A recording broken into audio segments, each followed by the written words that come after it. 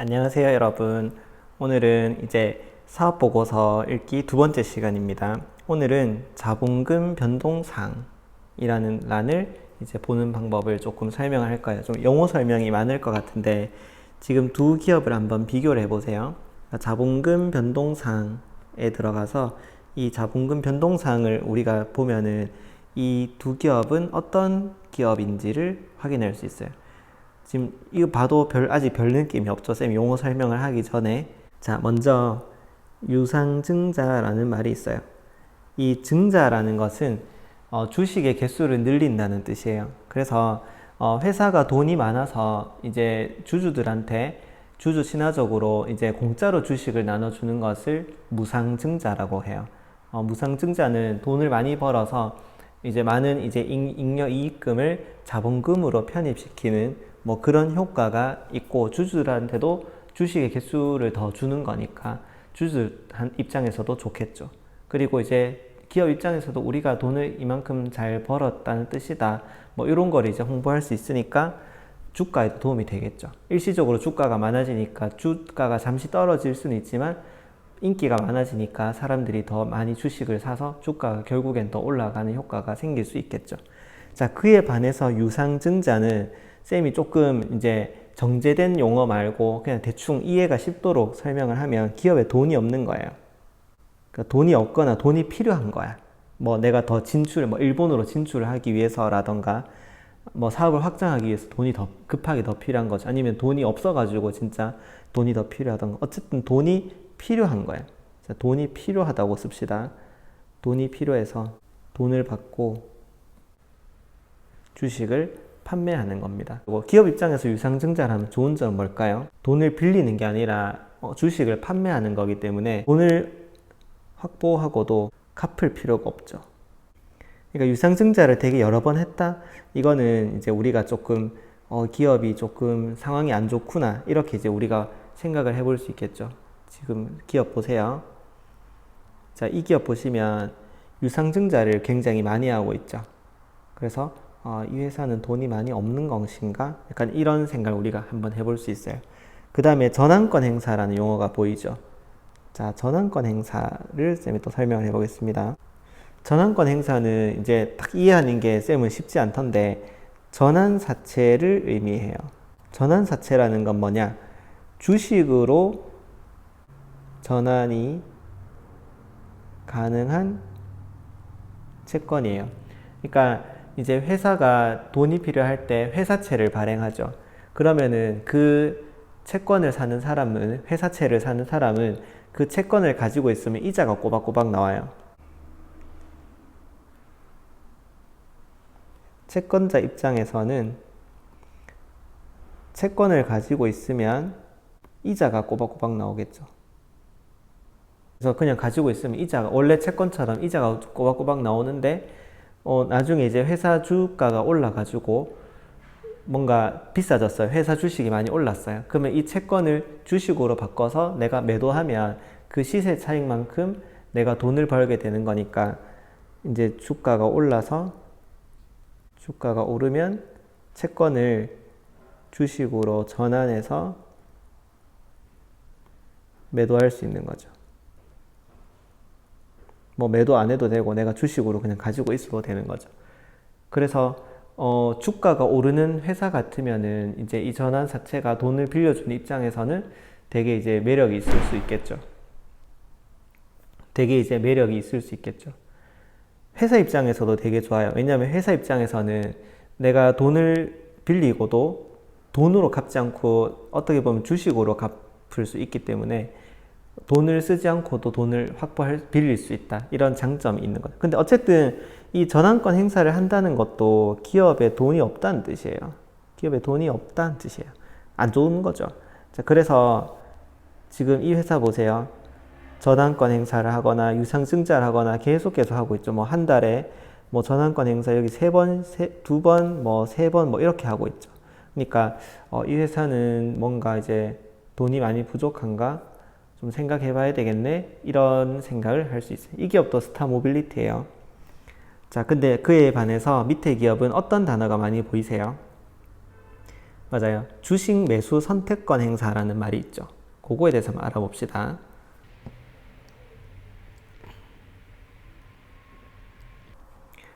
주식 매수 선택권 행사는 이제 여러분들이 나중에 회사에 입사하게 되면은 이제 이런 단어를 많이 들으실 거예요. 주로 이제 성과급을 이제 이런 주식 매수 선택권으로 많이 받게 되는데, 다른 말로 영어로는 이거를 스톡 옵션이라고 해요. 스톡 옵션이라고 한다. 자, 이거는 무슨 말이냐 하면 내가 주식을 일정한 가격에 살 수 있는 권리예요. 물론 더 저렴한 금액에 살 수 있는 권리겠죠. 그러니까 주식을 사주는 개념. 쌤은 이제 옛날에 잘 몰라서 뭐 친구가 뭐 이번에 성과급을 스톡 옵션으로 받았어, 뭐 이렇게 이제 얘기를 하면은 아, 회사가 자기 회사 주식을 사줬구나, 약간 이렇게 그냥 대충 생각했는데, 주식을 사주는 건 아니고 주식을 싼 가격에 살 수 있는 쿠폰 같은 걸 주는 약간 그런 개념이라고 생각하시면 돼요. 그러니까 이제 주가가 오르게 되면, 그러니까 내가 이제 1,000원에 살 수 있는 권리를 받았어요. 그래서 1,000원에 주식을 샀어. 근데 주식이 이제 많이 오르게 되면 이제 그만큼 이득이겠죠. 그러니까 주가가 오르게 되면 그러니까 지금 내가 스톡 옵션 받을 때는 1,000원에 살 수 있는 권리로 받은 주가가 뭐 10만 원이 됐어. 그럼 10만 원짜리를 1,000원에 살 수 있게 되는 거니까 엄청난 시세 차익을 얻을 수 있겠죠. 주가가 오르게 되면 큰 이득을 볼 수 있겠죠. 그래서 회사 입장에서는 어떤 장점이 있냐면 현금을 세이브할 수 있고요. 현금을 사용하지 않고도 성과급을 줄 수 있고, 이게 주가가 올라야 직원들이 이익을 보는 구조이기 때문에 주가를 올리기 위해서 직원들에게 동기부여를 한다라는 그런 의미가 있습니다. 그래서 주식을 살 수 있는 권리다 해서 관련된 자료를 몇 개 보도록 합시다. 스톡옵션, 대표님 제 스톡옵션은 휴지 조각인가요? 뭐 이런 뉴스가 있던데요. 이게 같이 한번 뉴스 한번 읽어봅시다. 코스닥 상장사 중에서 2014년부터는 90% 이상이 이제 스톡 옵션을 시행을 하고 있대요. 스톡 옵션은 주식을 살 수 있는 권리예요. 그러니까 금전적 가치는 아니기 때문에 부여라고 표현을 한다고 하는데, 주식을 일정한 가격으로 살 수 있는 권한을 부여하는 거죠. 그래서 기업 가치가 오르게 되면은 그 차익을 볼 수 있게 만든 보상 제도예요. 행사 가격보다도 올라가면 대박을 기대할 수 있지만 떨어지면은 이제 별로 의미가 없는 거죠. 그래서 인터뷰 보시면은 스톡 옵션 1만 주를 받을 당시 18,000원 수준이어서 와, 1억 8천만 원이나 받은 거 아니야? 밥사, 이런 식으로 해서 기분이 좋았었는데 주가가 지금 반토막이 됐어요. 그러니까 별 느낌이 없어지겠죠. 그냥 종이를 받은 기분이에요, 이런 기분이 들 수도 있다는 거예요. 실제로 이제 기업들이 많이 스톡 옵션을 합니다. 여기도 보시면 셀트리온이라는 회사가 2020년 1월 28일에 스톡 옵션을 이제 발행을 했어요. 그래서 1년 동안 이제 스톡 옵션을 쓸 수 있고, 지금 셀트리온 주식이 한 27만 원 하더라고요. 그거를 3만 원에 살 수 있으니까 엄청나게 큰 이제 이익을 볼 수 있는 기회가 되겠죠. 또 최근에 카카오라는 회사도, 이게 보시면은 카카오라는 회사죠.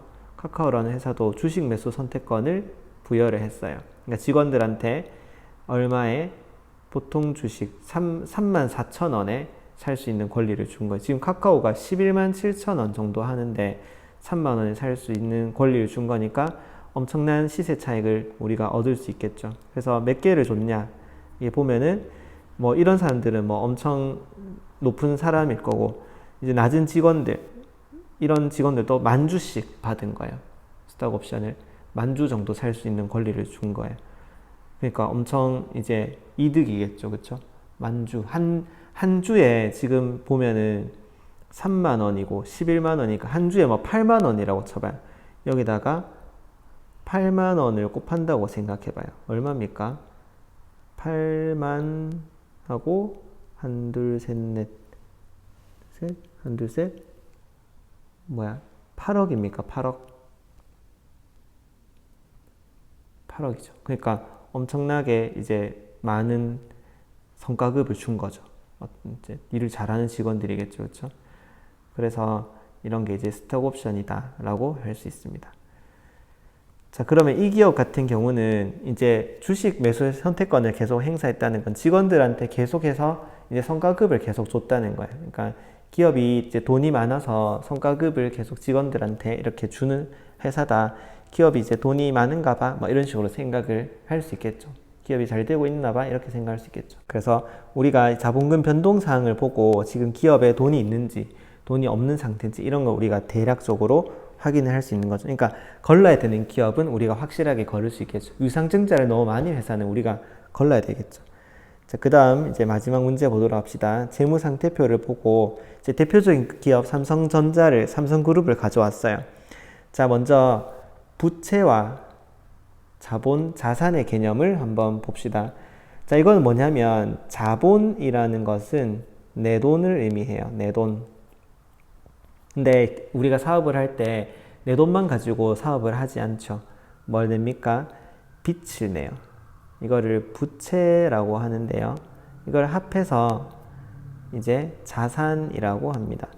영어로는 자본은 equity라고 하고 부채는 liability라고 하고요. liability. 자산은 asset. 뭐 이런 식으로 표현하더라고요. 그래서 자본이랑 부채랑 더하면 자산이 되는 걸 확인해 봐라는 뜻이죠. 여기 보시면 볼게요. 자산의 총계, 이게 자산이죠.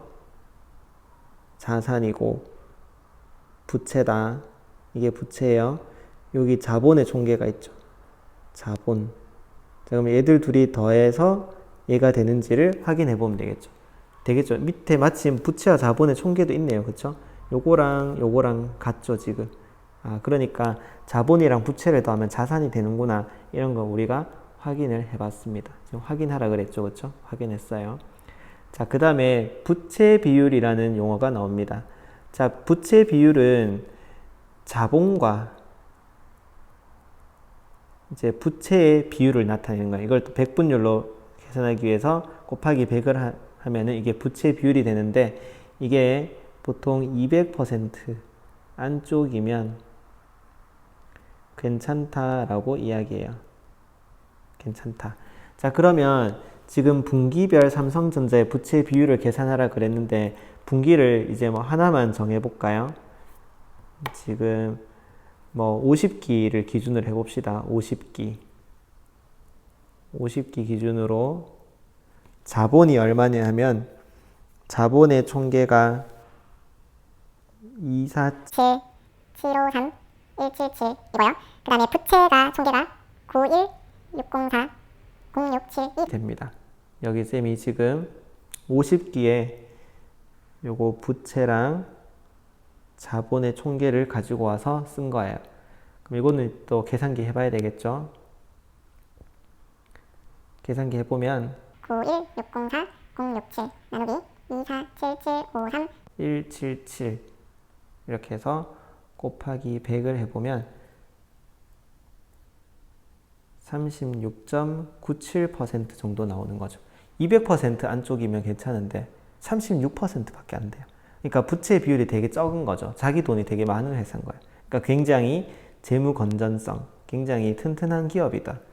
재무 상태가 굉장히 튼튼하다라는 것을 알 수 있습니다. 재무 상태 굉장히 튼튼하네. 이렇게 이야기할 수 있겠죠. 자, 그 다음에 유동성, 기업의 유동성이라는 게 있어요. 유동자산 비율이라고 하는데 이것은 유동부채와 유동자산의 비율을 백분율로 나타낸 거야. 곱하기 100 이렇게 한 건데 자, 이게 뭔지 쌤이 설명을 조금 하겠습니다. 유동자산이라는 것은 1년 안에 현금화 가능한 자산이에요. 1년이 기준이에요. 그러니까 이제 현금이라던가 당장 돈으로 바꿀 수 있는 그런 것들, 뭐 금이라던가 그런 것들이 유동자산이 되는 거고 이제 유동부채도 마찬가지로 1년 안에 갚아야 되는 급한 빚인 거죠. 갚아야 되는 부채예요. 그래서 이 기업의 기업의 유동 부채가 많은데 유동 자산이 얼마 없다. 이러면은 이 기업의 유동성에 문제가 있다라고 이야기를 해요. 그러니까 이거는 회사의 안정성, 유동성이라고 하는데 이게 회사의 안정성을 나타내는 거예요. 그래서 이것도 200% 이상이면 문제가 없다라고 이야기합니다. 사실 200% 정도 되면 엄청 좋은 거예요. 유동자산이 많아야 좋은 거죠, 어쨌든. 자, 그래서 이 유동성과 관련된 이게 유동성이라는 말이 도대체 어떤 개념이냐, 유동성, 이게 무슨 개념이냐, 이런 거를 이제 뉴스 보면서 한번 생각을 해보도록 하겠습니다. 자, 여기 보시면 이게 무슨 말인지 한번 생각해 봐요. 이제 우리 수업의 목표가 뉴스를, 경제 뉴스를 잘 읽는 거니까. 자, 어떤 회사를 대원제약이 샀대요. 그러니까 유동성 관리가 과제다. 자, 이게 무슨 말일까요? 자, 보시면은 대원제약이라는 회사가 돈이 많아서 이제 어떤 기업을 샀대요.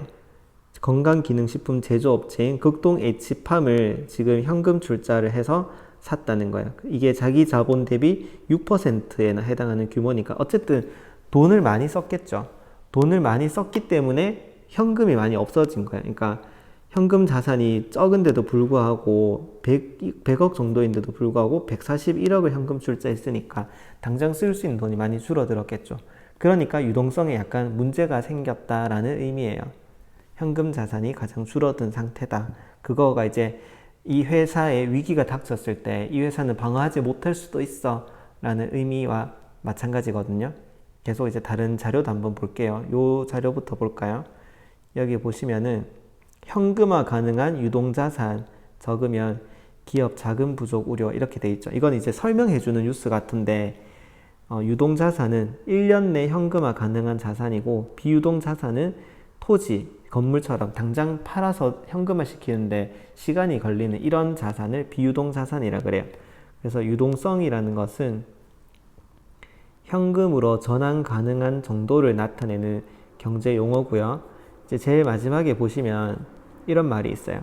기업이 위기 상황에 봉착했을 때 단기간에 현금화할 수 있는 자산이 부채보다 많아야 부채 상환에 문제가 없어요. 그러니까 위기 상황에서 이 유동성은 굉장히 중요한 지표가 되는 거예요. 유동자산과 유동부채가 동일하면 사실 100%잖아요. 그럼 언뜻 보면은 이제 차질이 없을 것 같지만 재고자산이 포함되어 있으니까 현금화 하려면은 헐값에 팔아야 될 수도 있다는 거예요. 그래서 실제로 한 200% 정도면은 유동성에 문제가 없다라고 판단한다고 하죠. 자, 뉴스를 조금 더 하나만 더 보고 마칠게요. 자, 지금 요런 뉴스도 있어요. 호반건설이라는 회사가 얼마나 돈이 있냐, 뭐 이런 뉴스인데, 뭐 이렇게 쭉 보시면 호반건설이 이제 현금이 많다 이런 이야기예요. 자, 그러면은 이게 어떤 의미가 있냐? 이게 보세요. 지금 총 자산은 5조인데 부채 비율이 53%밖에 없고 당장 동원할 수 있는 자산이 조 단위라고 했죠. 그러니까 유동 자산이 3조 정도 되는데 유동 부채는 1조밖에 안 되니까 유동 비율이 300%나 되는 거예요. 유동성이 엄청나게 강한 기업인 거죠. 그러니까 거칠게 보면 뭐라 그래요? 한 2조 5천억 정도는 꺼냈어도 1년 이내 빚을 갚는데 큰 지장이 없으니까 이런 회사는 어떻게 되겠어요? 위기에 빠진 기업을 적극적으로 살 수 있겠죠. 그래서 M&A를 통해서 사업의 영역을 확장하는 데 문제가 없는 기업이고 회사에 위기가 온다고 하더라도 이 풍부한 유동성을 바탕으로 얼마든지 위기를 극복해 나갈 수 있는 기업이니까 회사가 굉장히 안정적이다. 회사의 안정성을 우리가 이야기를 해볼 수가 있는 거겠죠. 유동성에 관해서도 한번 살펴보았습니다. 그래서 이런 유동성이라던가 그 다음에 부채 비율, 자본금의 변동상 이런 것들을 보면 이제 이 기업이 믿을 만한 기업인지 아닌지를 우리가 대략적으로 파악하는 데 도움이 될 것 같습니다. 자, 이로써 이제 사업보고서 읽는 수업을 마치도록 하고요.